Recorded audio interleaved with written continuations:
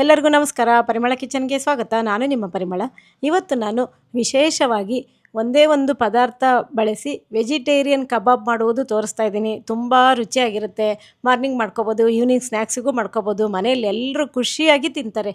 ಹಾಗಾದರೆ ಬನ್ನಿ, ಏನೇನು ಪದಾರ್ಥ ಹಾಕಬೇಕು ಮತ್ತು ಮಾಡುವ ವಿಧಾನ ನೋಡ್ಕೊಳ್ಳೋಣವಾ? ಒಂದು ಬೌಲಿಗೆ ಅರ್ಧ ಲೀಟ್ರಷ್ಟು ನೀರು ಹಾಕ್ಕೊಂಡಿದ್ದೀನಿ. ನೀರಿಗೆ 1 ಸ್ಪೂನಷ್ಟು ಉಪ್ಪು ಹಾಕ್ಕೊಂಡು ಕೈ ಆಡಿಕೊಂಡು ಇಟ್ಬಿಡಿ. ಈಗ ಬಾಳೆಕಾಯಿನ 2 ತೊಗೊಂಡಿದ್ದೀನಿ. ಚೆನ್ನಾಗಿ ತೊಳೆದು ಒರೆಸಿಟ್ಟಿದ್ದೀನಿ. ಆ ಕಡೆ ಈ ಕಡೆ ಕಟ್ ಮಾಡಿಕೊಂಡು ಸಿಪ್ಪೆ ತೆಕ್ಕೋಬೇಕು. ಚೆನ್ನಾಗಿ ಕಾಯಾಗಿರೋದೇ ತಗೊಳ್ಳಿ. ಮಧ್ಯಕ್ಕೆ ನಾನು ಕಟ್ ಮಾಡಿಕೊಂಡು ಸಿಪ್ಪೆ ತೆಗಿಯೋಕ್ಕೆ ಈಸಿ ಆಗುತ್ತೆ ಅಂತ ತೆಕ್ಕೊತಾ ಇದ್ದೀನಿ. ಅಷ್ಟು ಹಿಂಗೆ ತೆಕ್ಕೋಬೇಕು. ಈಗ ನೋಡಿ, ಈ ಥರ ನಾನು ಕಟ್ ಮಾಡ್ಕೊತಾ ಇದ್ದೀನಿ. ನೋಡ್ಕೊಂಡ್ರಲ್ವ? ಈ ಉದ್ದನ ಮತ್ತೆ ಮಧ್ಯದಲ್ಲಿ ಕಟ್ ಮಾಡ್ಕೊತೀನಿ. ಈ ಶೇಪಲ್ಲಿ ನಾನು ಕಟ್ ಮಾಡ್ಕೊತಿದ್ದೀನಿ. ಎಲ್ಲ ಕಟ್ ಮಾಡ್ಕೊಂಡಿದ್ದಾಯಿತು. ನೀರಲ್ಲಿ ಹಾಕಿಟ್ಬಿಡಿ. ನೀರಲ್ಲಿ ಹಾಕೋದು ಸ್ವಲ್ಪ ಲೇಟ್ ಆದರೂ ಕಪ್ಪಾಗಿಬಿಡುತ್ತೆ.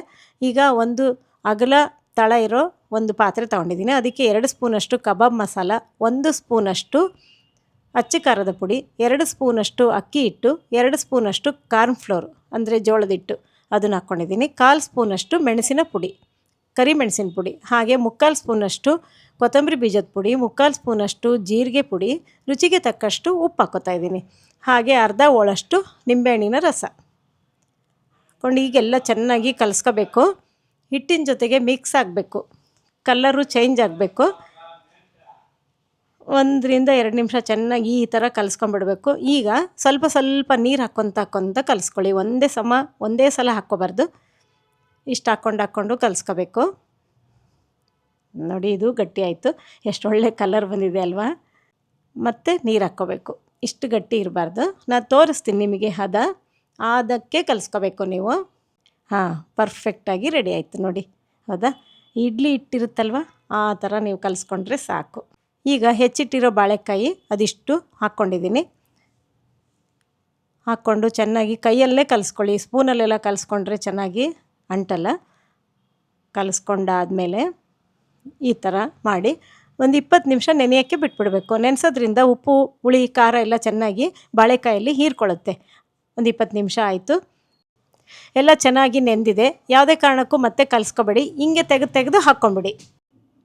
ಎಣ್ಣೆ ಕಾಯಕ್ಕೆ ಇಟ್ಟಿದ್ದೀನಿ. ಚೆನ್ನಾಗಿ ಕಾದಿದೆ. ಈಗ ಒಂದೊಂದಾಗಿ ಸ್ಪೂನಲ್ಲಿ ತೆಗೆದು ಹಾಕ್ಕೋತಾ ಇದ್ದೀನಿ. ನೀವು ಬೇಕಾದ್ರೆ ಕೈಯಲ್ಲಿ ಹಾಕ್ಕೋಬೋದು. ನಿಮ್ಮ ಬಾಣಲಿಗೆ ಎಷ್ಟು ಇಡಿಸುತ್ತೋ ಅಷ್ಟು ಹಾಕ್ಕೋಬೋದು. ನಾನಿಲ್ಲಿ 2 ಸಲ ಹಾಕ್ಕೊತಾ ಇದ್ದೀನಿ. ಈಗ ಹಾಕ್ಕೊಂಡಾದ್ಮೇಲೆ 5 ನಿಮಿಷ ನೀವು ಮುಟ್ಟಕ್ಕೆ ಹೋಗಬಾರ್ದು. 5 ನಿಮಿಷ ಆದಮೇಲೆ ಈ ಥರ ಒಂದು ಜಾಲಿ ಸೌಟ್ ತಗೊಂಡು ತಿರುಗಿಸಿ ಹಾಕ್ಕೊಳ್ಳಿ. ಚೆನ್ನಾಗಿ ಫ್ರೈ ಆಗುತ್ತೆ. ನೋಡಿ, ಎಷ್ಟು ಒಳ್ಳೆ ಕಲರ್ ಬಂದಿದೆ. ಚೆನ್ನಾಗಿ ಫ್ರೈ ಆಗಿದೆ. ಈ ಕಲರ್ ಬಂದಾಗ ತೆಕ್ಕೊಂಬಿಡಿ. ಗರಿಯಾಗಿ ತುಂಬ ಚೆನ್ನಾಗಾಗಿದೆ. ಮತ್ತು ಇನ್ನೊಂದು ಸಲ ನಾನು ಹಾಕ್ಕೊತಾ ಇದ್ದೀನಿ. ನಾನು ಟೋಟಲಾಗಿ 2 ಸಲ ಹಾಕ್ಕೊಂಡಿದ್ದೀನಿ. ನಾನು ಹಾಕಿರೋ ಮೆಜರ್ಮೆಂಟಲ್ಲಿ ನೋಡಿ ಎಷ್ಟು ಚೆನ್ನಾಗಿ ಬಂದಿದೆ ಅಲ್ವಾ? ಈಗ ಹಸಿಮೆಣ್ಸಿನ್ಕಾಯಿ ಫ್ರೈ ಮಾಡೋಕ್ಕೆ ಹಾಕ್ಕೊತಾ ಇದ್ದೀನಿ. ನೋಡಿ, ಹಸಿಮೆಣ್ಸಿನ್ಕಾಯಿ ಫ್ರೈ ಮಾಡಿದ್ದು ಅದ್ರ ಜೊತೆಗೆ ತಿಂತಾಯಿದ್ರೆ ಸೂಪರಾಗಿರುತ್ತೆ. ಮತ್ತೊಂದೆರಡು ಕಡ್ಡಿಯಷ್ಟು ಕರ್ಬೇವಿನ ಸೊಪ್ಪು ಇಷ್ಟು ಗರಿಯಾಗಿ ಫ್ರೈ ಮಾಡ್ಕೋಬೇಕು.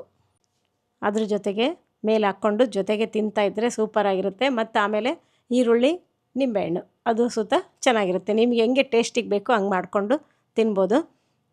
ಒಳಗೆಲ್ಲ ಚೆನ್ನಾಗಿ ಫ್ರೈ ಆಗಿದೆ. ಮೇಲೆಲ್ಲ ಗರಿಯಾಗಿ ಕ್ರಿಸ್ಪಿಯಾಗಿರುತ್ತೆ. ಇದು ಈವ್ನಿಂಗ್ ಸ್ನ್ಯಾಕ್ಸಿಗೂ ಚೆನ್ನಾಗಿರುತ್ತೆ. ಬೆಳಗ್ಗೆ ಹೊತ್ತು ತಿಂಡಿ ಜೊತೆಗೂ ಮಾಡ್ಕೋಬೋದು.